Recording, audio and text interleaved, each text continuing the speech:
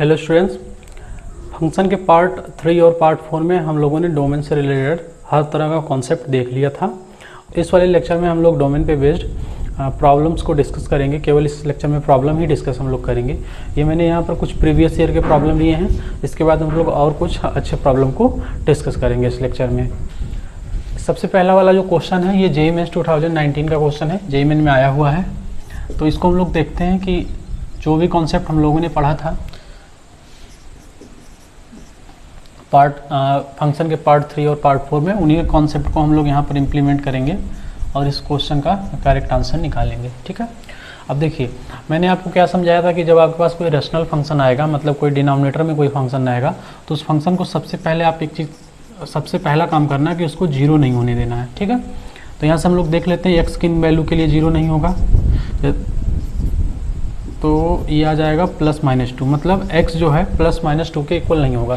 तो ये जो फंक्शन इतना आया है, समेशन के फॉर्मेट का दिया है, तो इतना जो फंक्शन आया है ये कभी भी मतलब x का वैल्यू +-2 होल्ड नहीं करेगा, अदरवाइज डिनोमिनेटर जीरो होगा तो ये फंक्शन नॉट डिफाइन हो जाएगा। तो इसका डोमेन आ गया है रियल नंबर, बस उस रियल नंबर में +-2 नहीं है।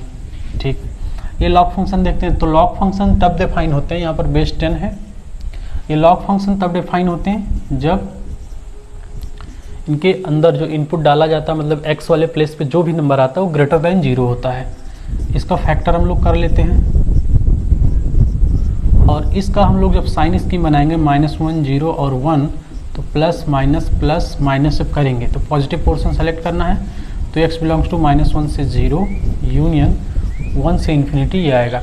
अब इसका कॉमन पोर्शन मैंने आपको समझाया था कि डोमेन निकालते समय जब दो फंक्शन समेशन के फॉर्मेट में आते हैं तो दोनों का जो इंटरसेक्शन होता है वही हमारा फाइनल आंसर बनता है। तो अगर हम लोग यहाँ बात करें नंबर ऑफ क्रिटिकल पॉइंट, एक जगह -2 -1 0 1 2, तो ये जो इधर वाला फंक्शन ये कह रहा था whole real number except -2 and 2, तो इसका जो लाइन बनेगा कुछ ऐसे बनेगा, 2 और 2 पे बस ओपन हो जाएगा, बाकी पूरा रियल नंबर लाइन ही कवर करेगा। और ये चीज़ कह रहा है कि -1 से 0 तक, उसके बाद 1 से इन्फिनिटी तक। अब यहाँ पर कॉमन पोर्शन जो दोनों ही फंक्शन को सेटिस्फाई करेंगे वो इस बीच मिलने वाले हैं। ठीक है, ये 2 पे नहीं रहेगा, ध्यान रहे। तो फाइनल आंसर इस क्वेश्चन का जो आ रहा है -1 से 0 यूनियन 1 से 2, फिर 2 पे ब्रेक हुआ है 2 से इन्फिनिटी। ठीक है, ये हमारा फाइनल आंसर हो जाएगा। इस वाले इंटरवल को हम लोग 1 से इन्फिनिटी लेकर के कर्ली ब्रैकेट में 2 जो है सब्ट्रैक्ट करके भी लिख सकते हैं। तो ये पहले क्वेश्चन का फाइनल आंसर बनेगा। अब हम लोग सेकंड क्वेश्चन देखते हैं। ये सेकंड क्वेश्चन हमने लिया है। आप अगर यहाँ पर ध्यान दीजिए तो ये अंडर रूट लगा है, तो एक स्क्वायर रूट फंक्शन का कंडीशन यहाँ लगेगा और एक साइन फंक्शन है, साइन इनवर्स ITF, मतलब ये इनवर्स ट्रिग्नोमेट्रिक फंक्शन है। साइन इनवर्स x और कॉज इनवर्स x दो ऐसे फंक्शन होते थे जिनका डोमेन -1 से 1 तक जाता था। तो सबसे पहले हम लोग क्या करते हैं, अगर ये पूरा होल फंक्शन डिफाइन होगा तो उस केस में क्या होगा कि जो भी होगा साइन इनवर्स 2x + π/6 का वैल्यू ग्रेटर और इक्वल देन 0 होना पड़ेगा। ठीक है, अब यहाँ से अगर हम इसको π/6 को उस साइड ले जाएँ तो ये हमारा कुछ ऐसा लिखा है। और आपको पता है कि साइन इनवर्स x जो होता है वो एक बाइजेक्टिव फंक्शन होता है, मतलब वो अपने डोमेन -1 से 1 के बीच में इंक्रीजिंग होता है। तो अगर हम लोग क्या करें, इस इन्वर्स को इधर लेकर आए, कहने का सेंस ये है कि हम इसको ऐसे लिख दें। ठीक है, तो इनइक्वालिटी का डायरेक्शन आपको चेंज करने का ज़रूरत नहीं है। ये π/6 मीन्स 30 डिग्री, तो इसका वैल्यू आ रहा है -1/2 और ये 2x, तो यहाँ से आ गया 1/4 से ग्रेटर और इक्वल है x। ठीक है, तो अगर ये एक्सप्रेशन जो अंडर रूट के अंदर लिखा है ये उन्हीं x के लिए पॉजिटिव होगा जो x -4 से बड़े होंगे या फिर इसके इक्वल होंगे। अब एक और कंडीशन लगाना है कि ये साइन इनवर्स x जो है इसको भी अपने आप में डिफाइन होना पड़ेगा। तो अगर ये डिफाइन होगा तो ये चीज़ जो लिखा है -1 से 1 के बीच का होना चाहिए। ठीक है, तो इसको हम लोग -1 से 1 के बीच का सॉल्व कर लेते हैं। तो यह आ जाएगा -1/2 x 1/2। कॉमन पोर्शन लेते हैं इसका और इसका, तो -1/2 -1/4 और 1/2। ठीक है, तो यहाँ से एक इंटरवल हमारा बोल रहा है कि क्लोज इंटरवल पे इधर, और एक बोल रहा है क्लोज से यहाँ तक। तो कॉमन पोर्शन आप देखिए, ये चीज़ जो है हम लोगों को कॉमन यहाँ पर मिल रहा है। तो यहाँ पर जो हमारा फाइनल आंसर मतलब जो डोमेन बनेगा -1/4 से 1/2 तक ये फाइनल आंसर बनेगा। थर्ड क्वेश्चन हम लोग देखते हैं। ये थर्ड क्वेश्चन हमने लिया है, ये एक लॉग फंक्शन और पॉलिनोमियल फंक्शन का कॉम्बिनेशन है। ठीक है। तो इस चीज़ को हम लोग सॉल्व करते हैं। तो सबसे पहले यहाँ पर एक कंडीशन जो हम लोगों को लगाना है कि ये डिनोमिनेटर जो है 0 नहीं होने देना है, ठीक है। ये एक क्वाड्रेटिक पॉलिनोमियल है, क्वाड्रेटिक पॉलिनोमियल का डोमेन रियल नंबर होता है। क्योंकि ये डिनोमिनेटर में आया है, बस इसका डिनोमिनेटर आप 0 मत होने दीजिए। ये पहली कंडीशन हो गई। तो इसको सॉल्व कर लेते हैं। ये शायद x+2 और x+1 का फैक्टर बनेगा। तो यहाँ से हम लोगों का बात एक क्लियर है कि x का वैल्यू -1 और -2 नहीं हो सकता। अब ये log x जो होता है उसका डोमेन होता है पॉजिटिव रियल नंबर, ठीक है। तो यहाँ पर हम लोग को एक चीज़ ध्यान देना है कि ये log तभी डिफाइन होगा जब ये अंदर का क्वांटिटी जो x+3 है ग्रेटर दैन 0 होगा, ठीक है। तो अगर ये चीज़ बेस 2 पे अगर ये डिफाइन है तो इसके लिए जो कंडीशन लगाना है ये चीज़, ये x+3 ग्रेटर दैन 0 करना पड़ेगा। तो जो 3 आएगा log के पास जो x है वो -3 से ग्रेटर होना चाहिए। अब इसका और इसका कॉमन पोर्शन हमारा आंसर बनेगा। तो इन पॉइंट्स को अरेंज कर लेते हैं। -3, -2, -1। ये सेट हमारा क्या रहता है, कंप्लीट रियल नंबर है, बस उसमें आप -1 और -2 नहीं ले सकते। और ये कह रहा है -3 से बड़ा है। तो कॉमन पोर्शन का अगर आप बात करिए तो यहाँ से दिख रहा है साफ साफ -3 से -2 है, यूनियन -2 से -1, यूनियन और -1 से इन्फिनिटी। ये इतना बड़ा आंसर लिखने की जगह हम लोग ऐसे भी कर सकते हैं कि हम लोग लिख दें कि x हमारा जो है -3 से इन्फिनिटी तक गया है, बशर्ते उसमें -1 और -2 ये दो वैल्यू नहीं रहेंगे। तो ये चीज़ सेम चीज़ लिखा है, ठीक है। हम लोग फोर्थ क्वेश्चन देख लेते हैं। तो फोर्थ क्वेश्चन में साइन ऑफ लॉग जो आया है, साइन ऑफ लॉग 4 - x² और 1 - x है, ठीक। अब यहाँ पर एक चीज़ ध्यान देना है कि लॉग के अंदर का जो इनपुट होता है उसको रखना पड़ता है पॉजिटिव, ठीक है। क्योंकि ये स्क्वायर रूट फंक्शन है, स्क्वायर रूट फंक्शन का आउटपुट जो होता है ऑलवेज पॉजिटिव होता है, तो ये हमेशा पॉजिटिव है, ठीक है। और ये डिनोमिनेटर जब ये कंप्लीट इनपुट हमारे पास लॉग के पास जो जाना है पॉजिटिव देना है, डिनोमिनेटर न्यूमरेटर पॉजिटिव हो चुका है तो डिनोमिनेटर को भी पॉजिटिव होना पड़ेगा। तो यहाँ से x जो आएगा उसको <1 होना पड़ेगा। दूसरी बात, लॉग जो है 0 पे डिफाइन नहीं होता तो ये एक्सप्रेशन केवल पॉजिटिव होगा, 0 नहीं, ठीक है। तो डिनोमिनेटर हमने पॉजिटिव कर लिया। अब ये अंडर रूट के अंदर का जो फंक्शन होगा वो तब डिफाइन होगा जब ग्रेटर दैन 0 होगा। इक्वल टू हम 0 इस नाते नहीं ले रहे हैं क्योंकि जब 0 होगा तो ये एक्सप्रेशन न्यूमरेटर 0 बनेगा और 0 बाई एनीथिंग 0 होगा, log 0 फिर अनडिफाइन हो जाएगा उस केस में, ठीक है। तो यहाँ से जो x आएगा वो -2 से 2 तक आएगा, ठीक है। अब ये ऐसे मतलब x का कलेक्शन हो गया जिसपे ये log डिफाइन हो रहा है। और साइन x फंक्शन जो है उसका डोमेन तो रियल नंबर हो तो उसके पास कुछ भी आए कोई टेंशन नहीं है।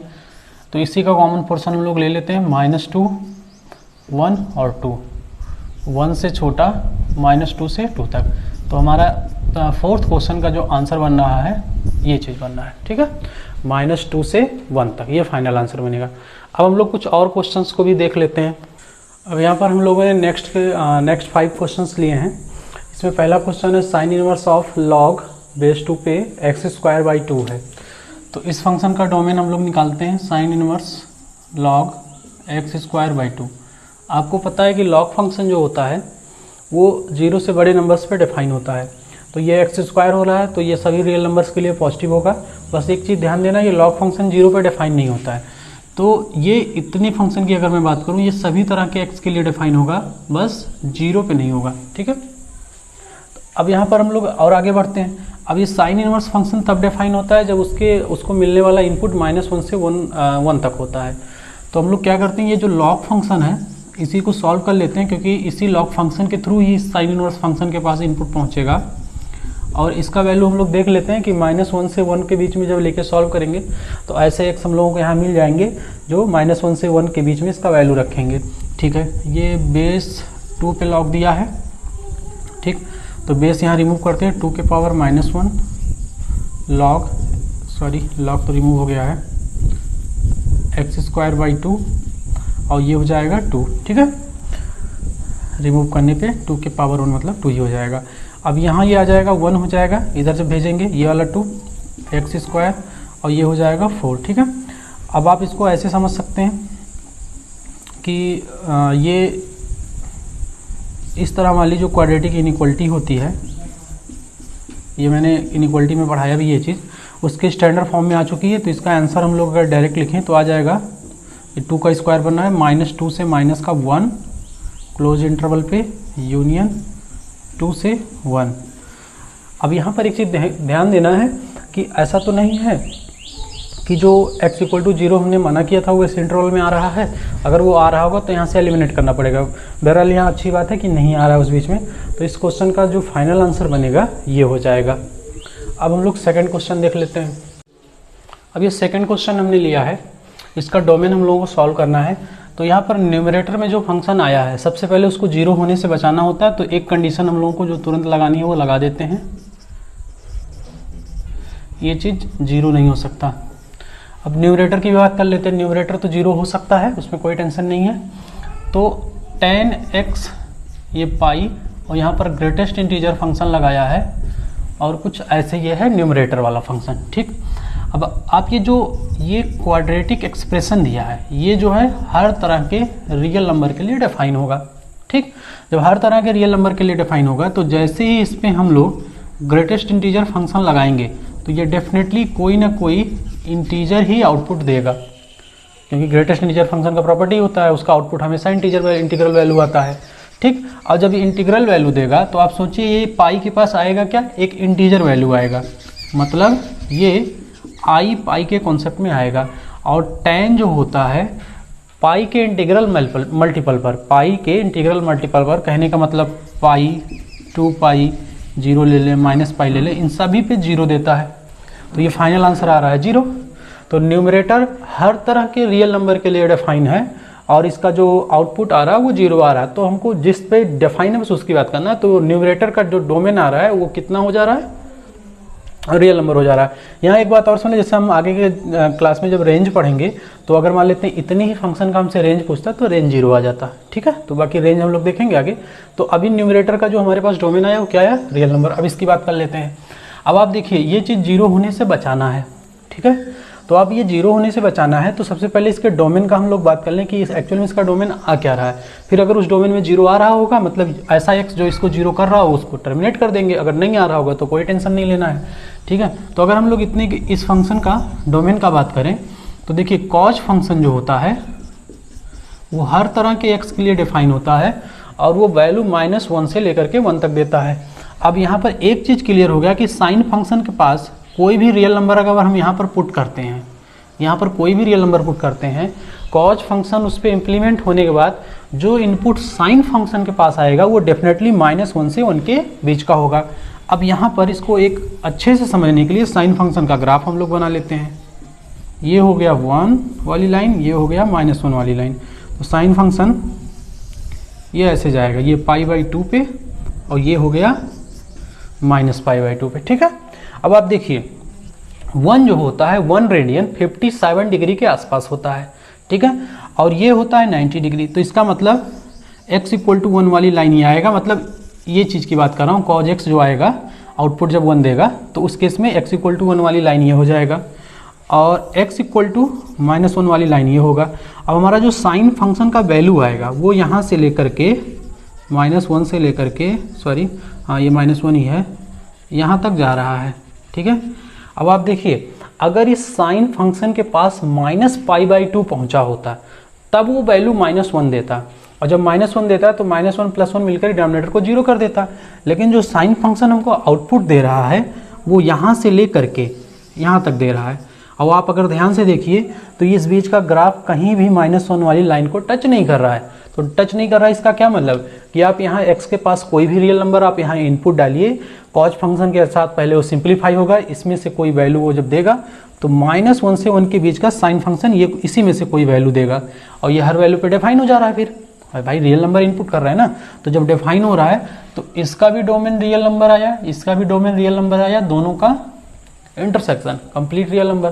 तो सेकंड क्वेश्चन का जो आंसर होगा वो कंप्लीट रियल नंबर आएगा। अब हम लोग थर्ड क्वेश्चन देखते हैं। थर्ड क्वेश्चन में है √ cos ऑफ sin x।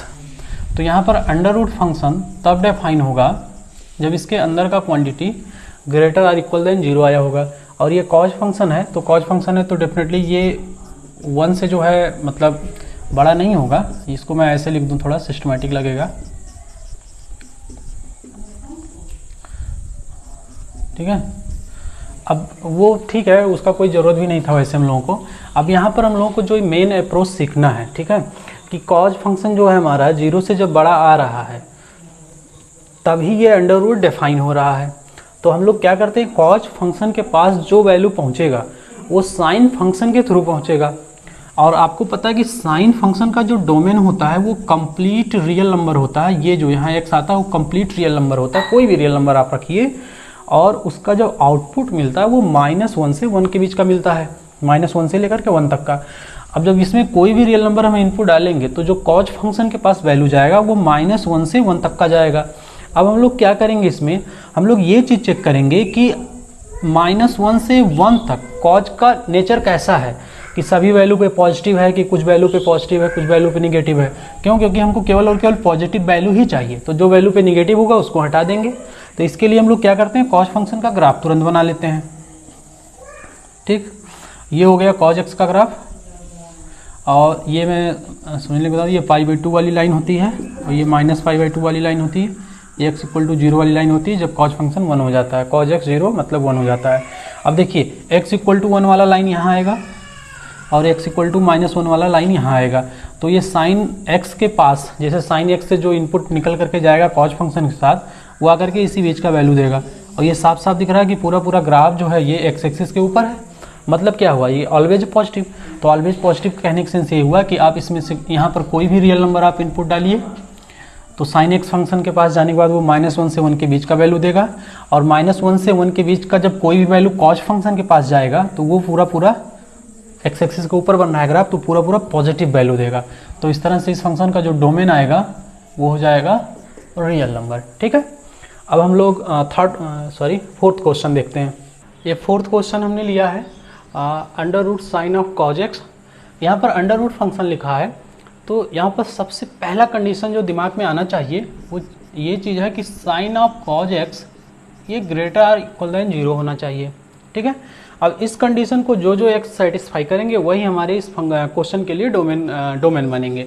ठीक, तो आपको पता है ये जो साइन फंक्शन के पास इनपुट जा रहा है वो कॉज फंक्शन जा रहा है। ठीक है, और कॉज फंक्शन जब कोई भी हम लोग रियल नंबर लेते हैं तो उसके लिए -1 से लेकर के 1 तक का वैल्यू ये डिफाइन करता है। ठीक है, -1 से लेकर के 1 तक का कोई भी वैल्यू देता है। अब यहाँ पर आउटर फंक्शन जो है साइन फंक्शन है, तो साइन फंक्शन के साथ एक प्रॉब्लम है। प्रॉब्लम ये है कि साइन के पास जब कोई नेगेटिव एंगल जाता है तो वो नेगेटिव वैल्यू देता है। ठीक है, और आपको पता है कि यहाँ पर ये कॉज फंक्शन -1 से लेकर के 0 पर लगाइए ओपन, यहाँ पर लगाइए क्लोज, ये यहाँ से लेकर के यहाँ तक का ये नेगेटिव वैल्यू होल्ड कर रहा है। और वो नेगेटिव वैल्यू जब साइन के पास जाएगा तो आउटपुट आपको नेगेटिव मिलेगा, और नेगेटिव मिलेगा तो ये फिर डिफाइन नहीं होगा। तो एक चीज़ यहाँ क्लियर हो रहा है कि आपको ये इंटरवल का डिस्कशन नहीं करना है। तो डिस्कशन किसका करना है, आपको ऐसे ही x के लिए डिस्कशन करना है जिस पर कॉज फंक्शन 0 से लेकर के 1 तक का बात करेगा, 0 से लेकर के 1 तक का केवल पॉजिटिव वैल्यू। अब 0 से लेकर के 1 तक का कॉज जब होगा 0 से 1 तक, तो वहाँ पर x की कौन सी वैल्यू होल्ड करेगा, क्योंकि रियल नंबर के लिए तो गड़बड़ हो गया। अब 0 से 1 के लिए आप कॉज फंक्शन का तुरंत आप ग्राफ बना लीजिए। इसका मेन इंटरवल आप बनाइए π/2 से लेकर के -π/2 से लेकर के π/2 तक, और ये y एक्सिस होता है y = 0, और ये x = 0 वाली लाइन होती है। x = 0 मतलब cos 0 जब 1 हो जाता है। तो आप देखिए ये 0 से लेकर के 1 तक ये इंटरवल आ रहा है। ठीक है, 0 से लेकर के 1 तक, बाकी और भी आगे ऐसे वैल्यू मिलेगा। तो अभी हम -π/2 से π/2 तक का बात कर लेते हैं, बाकी उसको 2n π के थ्रू जो है जनरलाइज कर देंगे। अब आप ध्यान से समझिए यहाँ बात, जब आप x -π/2 से π/2 तक का कोई भी वैल्यू लेंगे तो कॉज फंक्शन का जो भी वैल्यू आ रहा है, ठीक है, वो 0 से लेकर के 1 तक का ही वैल्यू दे रहा है। ये ग्राफ से एकदम क्लियर है पूरा, देखिए 0 से लेकर 1 के बीच में ही कॉज फंक्शन का ग्राफ है। तो जब 0 से 1 के बीच का ग्राफ वैल्यू ले रहा है, और ये वैल्यू जब साइन फंक्शन के पास जाएगा 0 से लेकर के 1 तक, तो वो ऑलवेज पॉजिटिव होगा, और वही आपको ध्यान भी देना है। तो यहाँ से इस क्वेश्चन से जो हम लोगों का डोमेन आया वो -π/2 से π/2 आ गया। ये एक पर्टिकुलर इंटरवल के लिए आया।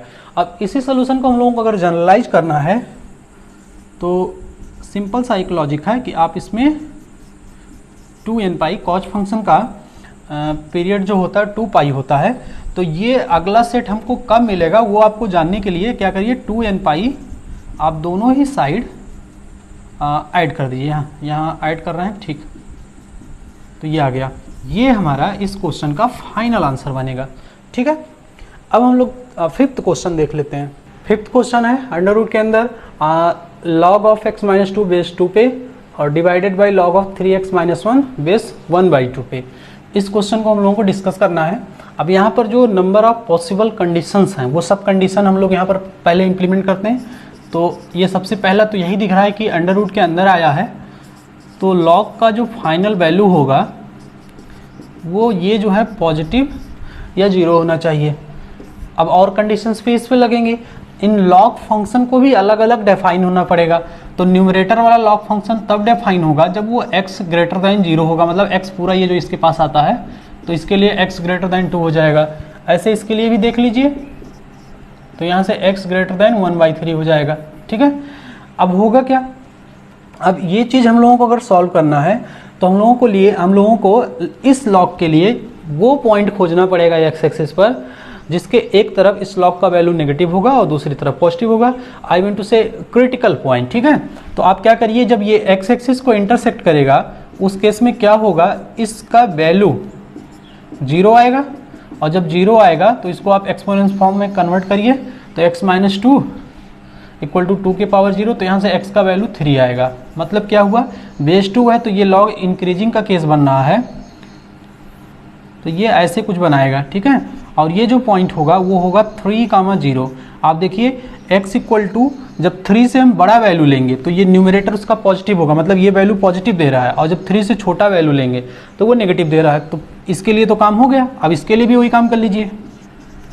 1/2 बेस पे ये x एक्सिस को जब कट करेगा तो वैल्यू 0 होगा और 1/2 के पावर 0, आप यहाँ से x देखिए ये 1 होगा, वो जा करके 2 और फिर डिवाइड होगा तो ये 2/3 आएगा।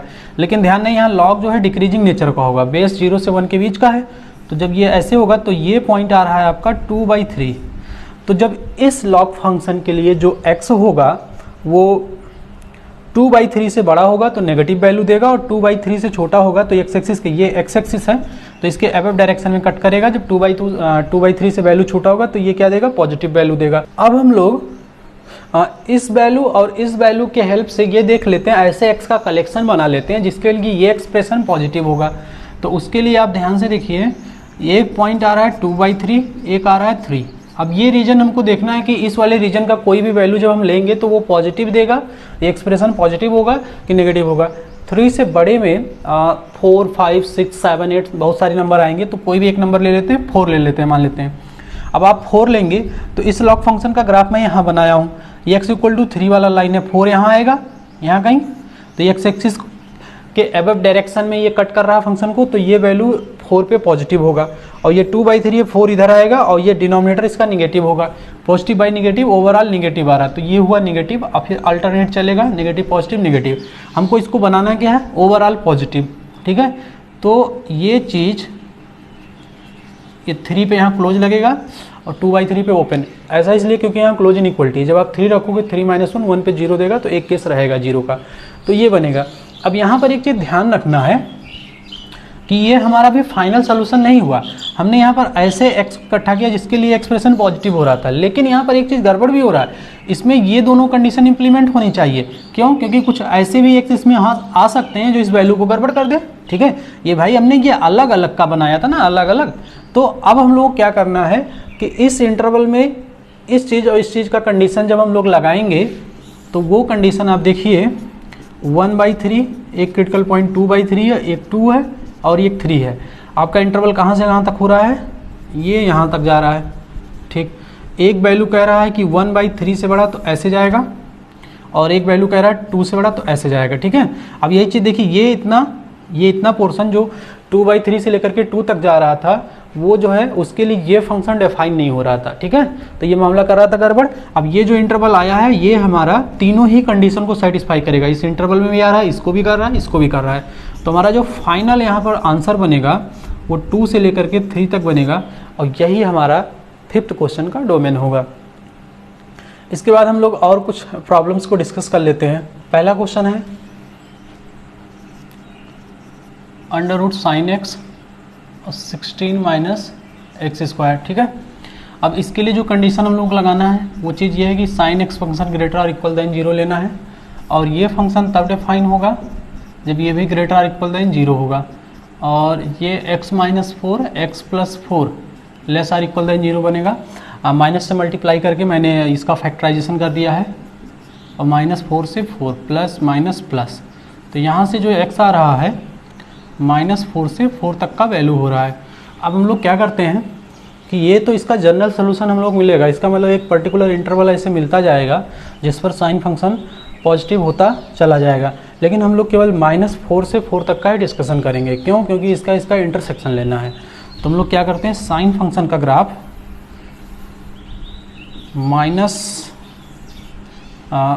कुछ एक ये देखिए पाई जो होता है वो 3.4 के आसपास आएगा। फिर अगला जो है इंटरवल जैसे 2 पाई होगा, ठीक है, इसको ग्राफ से हम लोग समझते ज़्यादा सही रहेगा। कि मैंने साइन फंक्शन का ग्राफ बनाया, ये 0 हुआ, ये पाई, 2 पाई, माइनस पाई, -2 पाई, ठीक है। अब मैं आपसे यही कह रहा था कि जब पाई का वैल्यू 3.4 होगा, अप्रॉक्स वैल्यू इसके आसपास आएगा, तो ये चला जाएगा कितने के पास, 4 से बड़ा हो जाएगा, और ये हो रहा है 3π/4, तो जो हमारा 4 आ रहा है वो यहाँ पर आएगा कहीं पाई के पास, x = 4, ठीक है। ऐसे -4 जो हमारा होगा वो यहाँ आएगा।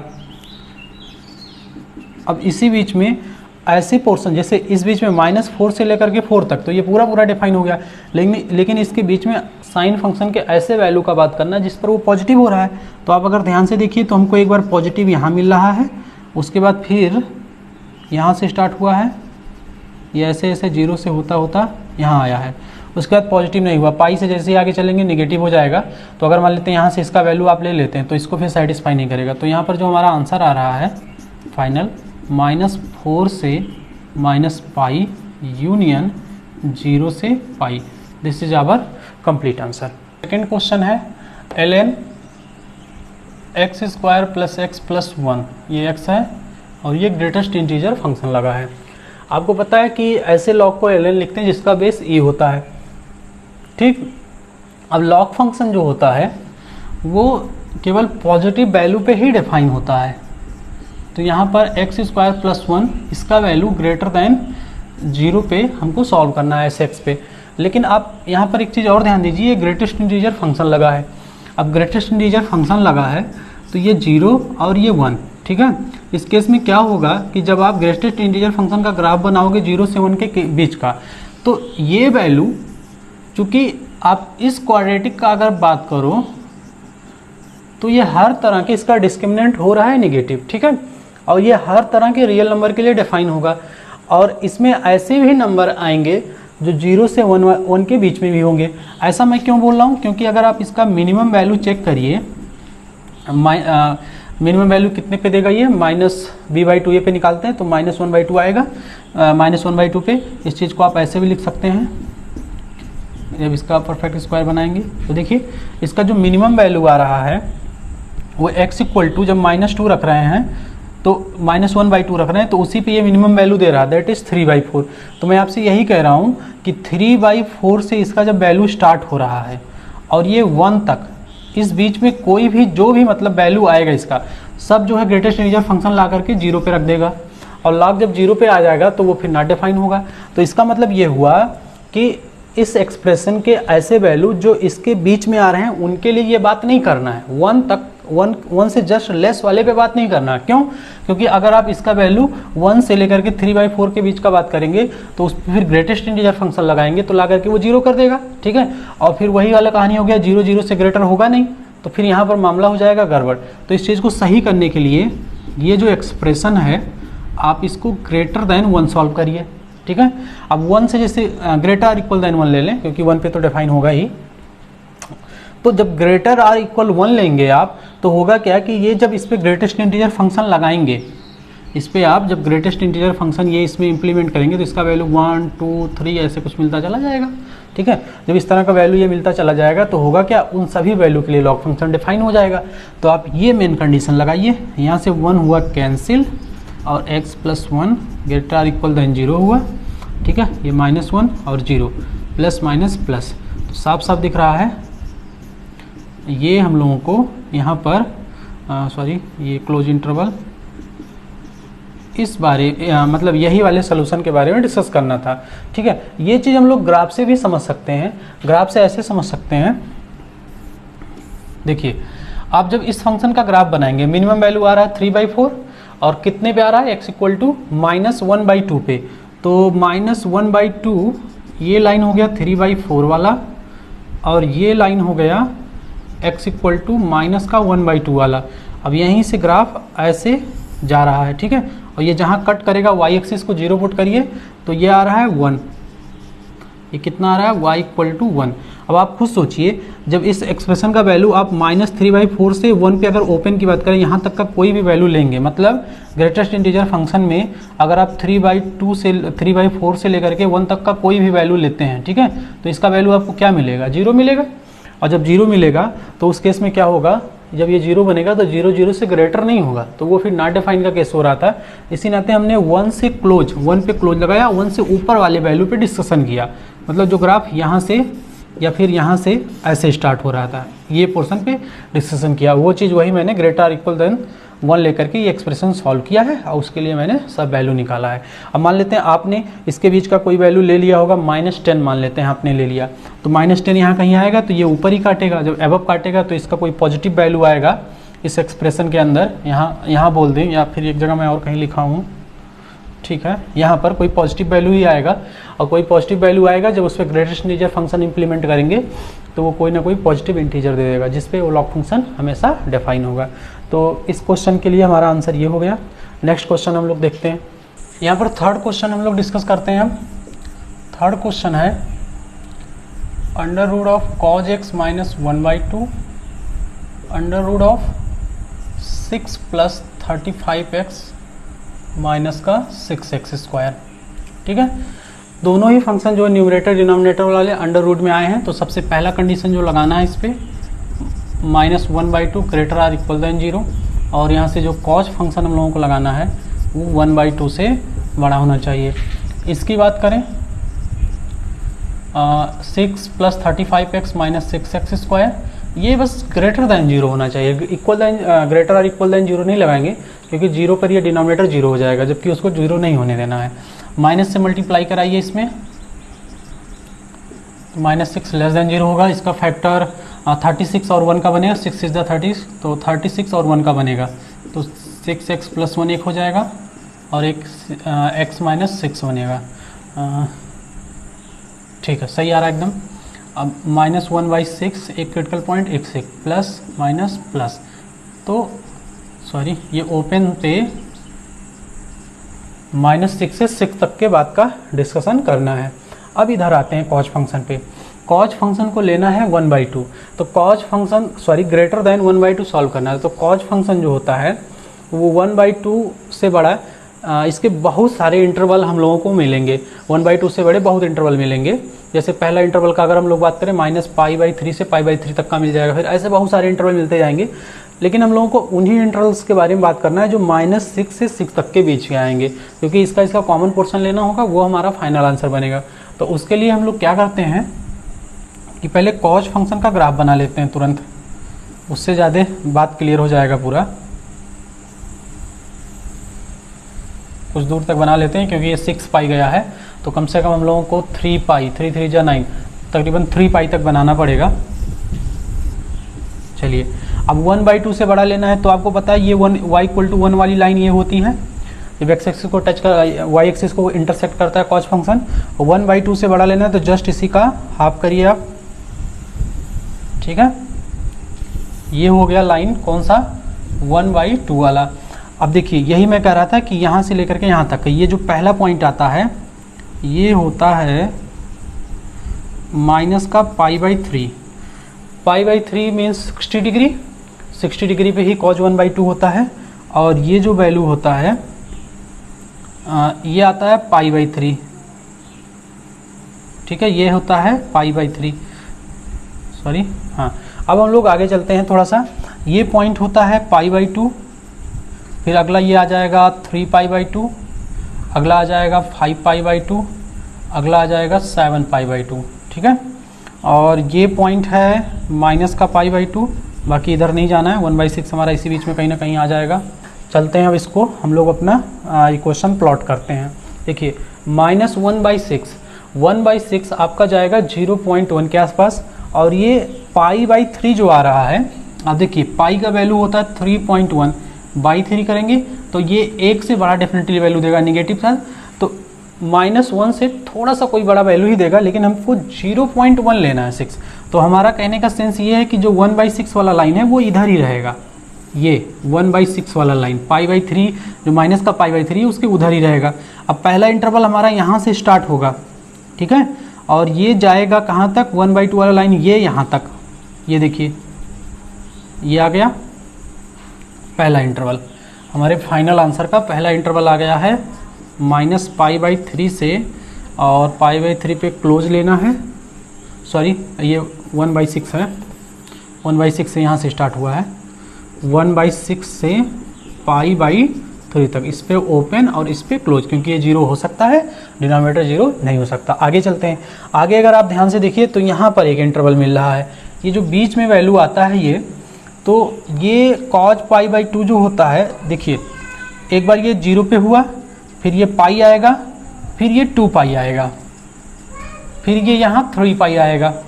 अब 3π जो होगा 3π वो 9 से बड़ा हो जाएगा, ठीक है, और 2π जो होगा 2 × 3.1 ये आपका 6 से बड़ा आ रहा है, और आपको लेना कितना है 6, तो इसका मतलब 6 इसके जस्ट इधर ही रहने वाला, यहाँ कहीं 6, ठीक है।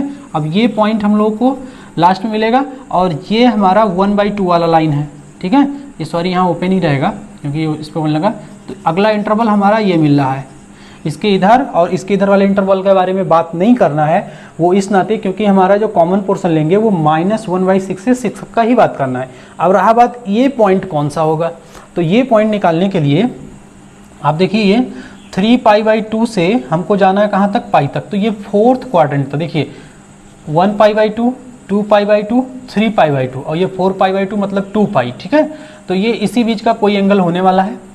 अब इस बीच का कौन सा होगा उसके लिए आप क्या कर सकते हैं, दो काम कर सकते हैं, 2π में से π/3 पे जैसे इसका फर्स्ट क्वाड्रेंट में जो एंगल आएगा π/3 होगा, तो 2π